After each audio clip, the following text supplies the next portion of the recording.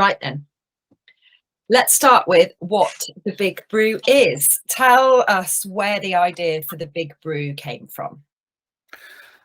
The idea for the Big Brew has been percolating for a few years. One of our volunteers, Stuart,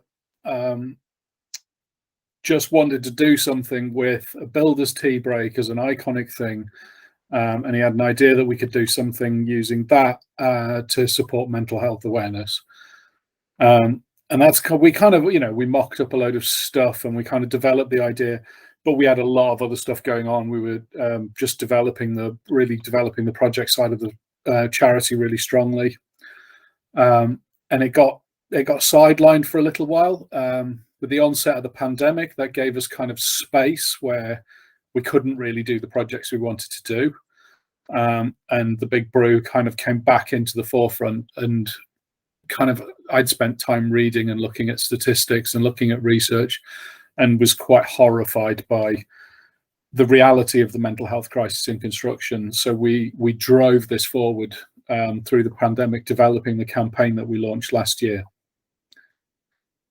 So you mentioned you were quite horrified by the statistics. What are those? What was that? What is that driving force that made it become really important?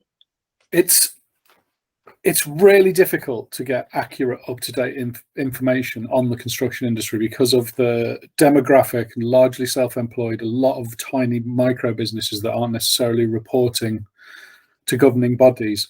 But the accepted stats are, we're looking at 2 suicides a day within UK construction at the moment. 400,000 lost days every year at a cost of around 37 billion to the economy, all down to mental health.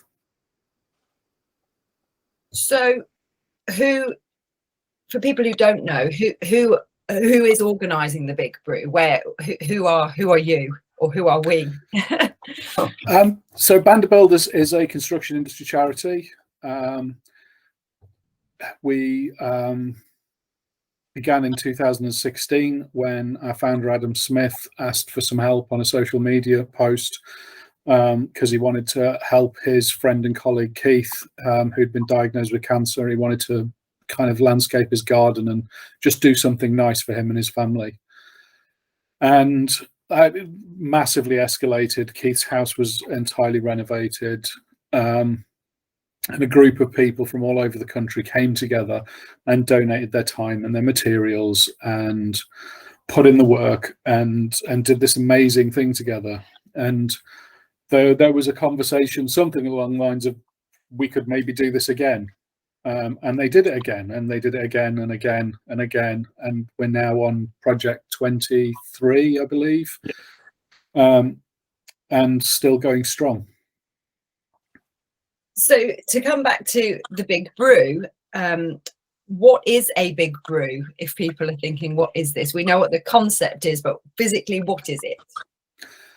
A Big Brew is an opportunity to raise awareness and to put resources into people's hands so they know where to go to get support. A Big Brew isn't kind of a counselling session or a group or any of the things that might worry someone about hosting it. It's simply about raising awareness and getting the information out there. So it may be hosted in a builder's merchants or in a site canteen, or anywhere where you can boil a kettle, you can host a Big Brew. A lot of builders merchants are on board and will be hosting Big Brews in their merchants, a bit like a rep day when when a rep from a company comes in and displays a new product and gets everyone a cup of coffee or a bacon sandwich. A Big Brew is very much like that. It's just about meeting people, talking to people, and getting that information into their hands. And is this the first time that you've done it? No, we did it last year. We kind of had a punt on it last year. Maybe we can pull this off. Maybe we can make it work. Let's give it a try. And what we did, the kind of really small team that were involved in that last year, we did over 150 Big Brew events. we hit something ridiculous like 11 million media hits on it. We put out 20,000 support cards into people's hands. We talked to hundreds of tradesmen, and we raised enough money to fund a counselling service free to the construction industry for 2 years, and a text helpline, which we've just launched. But that's from fundraising from last year's punt at doing a Big Brew.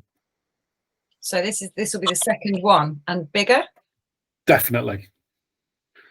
I mean, Rich, you have a lot of charity background. You've run all sorts of campaigns like this. For you, what were the highlights of the first Big Brew? What were the kind of standouts? I think the biggest bit about, Peter sort of quite modestly talking about this thing that they'd been kicking around, was that when we came across the concept and we had that little bit of break in the pandemic, it comes from a place of strength with Bob. The reputation of Band of Builders amongst the trade is so strong and so honest that it means that when we start to talk about things like mental health amongst trade, people actually listen. Those who are least likely to help are at least pricking up their ears.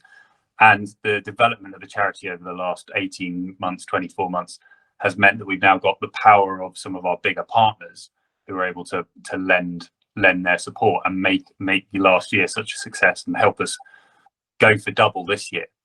So the highlights for me, I think the genuine highlight was after everything had happened and we were sitting down with in a wash up with Juicens, and one of the branch managers talked about a conversation that they'd had not at the Big Brew station but 2 aisles along, and he was talking to a customer who had just wandered in and said, "Do you want a cup of tea? How's things going? What are you looking for?" And it turns out that this customer, his wife had died 2 days before, and he didn't actually know what he was doing. He was just in doing what he normally did, which was going down to the merchant, carrying on with work. And we had this one anecdote that floored me, because that's what we're giving people the power to do. The branch manager didn't need to be a counsellor that day. He just needed to be there with a cup of tea and the right support in the right place.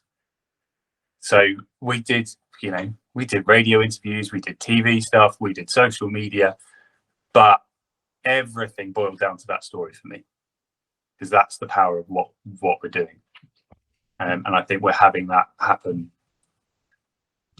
across 150 Big Brews across the country last year, and fingers crossed 250 plus this year. I mean, you mentioned juicing there, but there's lots of people involved, aren't there? Can you tell us a bit more about who has been supporting the Big Brew, who will be supporting it this year? Yeah. So we were really lucky by the take up across the board. So with Juicing, we're very grateful to, because they launched with 56 last year Big Brews on one day, which gave us a huge platform. But we genuinely couldn't have got anywhere without the headline sponsor, Residio, who delivered on the road and actually pushed the Big Brew in a way we never thought, and were followed by the likes of DeWalt and Talasy, with their reps going out and delivering Big Brews to clients on the road. So, a huge number of talented people were out advocating on our behalf on the road last year as well. We had further support for Gibbs and Dandy, and some other small ones. Lords did 3 Big Brews across some of their branches, which was great to see Big Brew in London getting out and about. And in fact, the best bit about some of this and the growth of support, and it's developed again this year, was that the ideas that come up on the morning that someone's doing, why don't we try doing this? So Lords were the first group to chuck a load of support cards in with their driver as he went out on deliveries. Mm-hmm. So he could jump in the car and go to every site and just hand out a little bit of support, empowered by what we had and what we'd given him. But he knew that he could hand these out fairly happy, and he took Big Brews all across London that morning.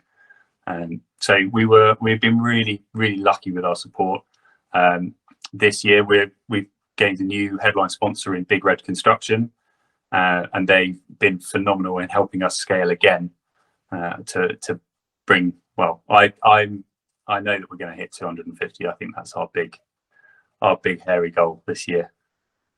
So to anyone who might be considering, thinking, oh, I might want to host one of these, or I might want to be involved, I might want to be the next Big Red Construction, or I might want to do what Juicen did, what do they gain from it? What is, I mean, obviously it's a great thing to do, but what do you see that from that side they kind of really galvanizes them into wanting to be a part of it? I mean, for me, I think that the first thing we should always do, like Peter will always say, you know, the big sort of health warning on the Big Brew, it's not a counselling session. We're not expecting anyone to get involved in being a mental health counsellor. Mm-hmm. It's about, if you're, you know, it's actually about just connecting with your customers, with your clients, with your friends. It's taking a moment. A brew is literally, it's about a pause and a small amount of reflection. We provide all the tools to make it fun, make it engaging, and provide the support there at the back.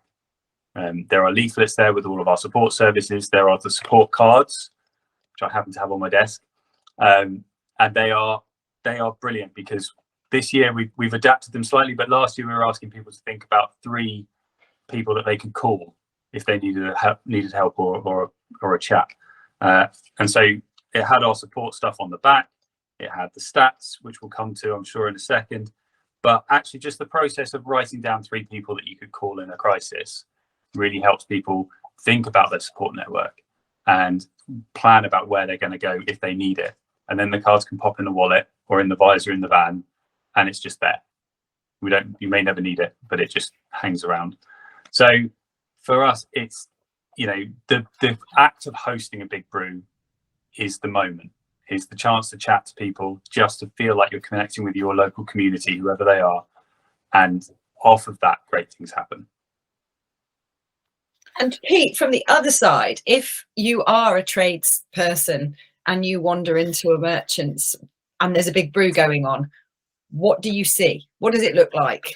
It looks like any other reps day. You know, I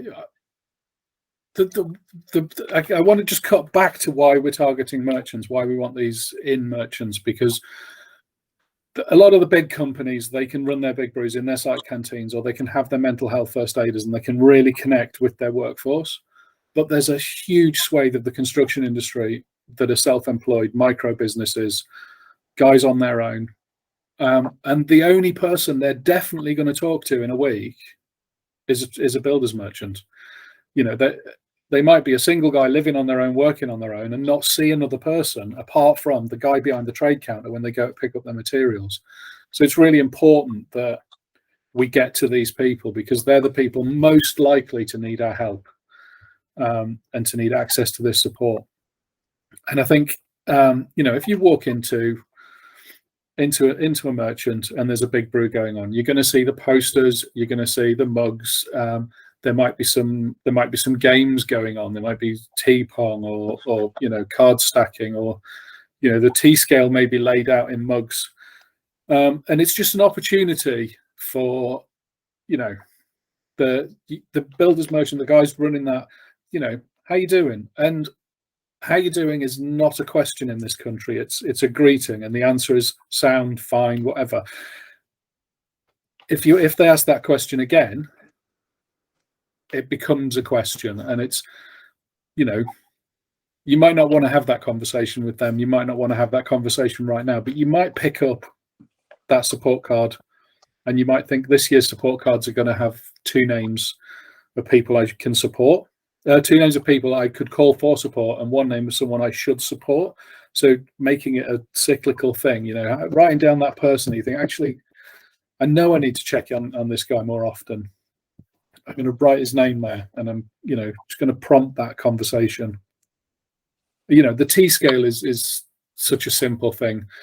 You know, you're kind of T's from overly weak to overly strong and okay in the middle, and that's a great kind of metaphor for your mental health, because it can change.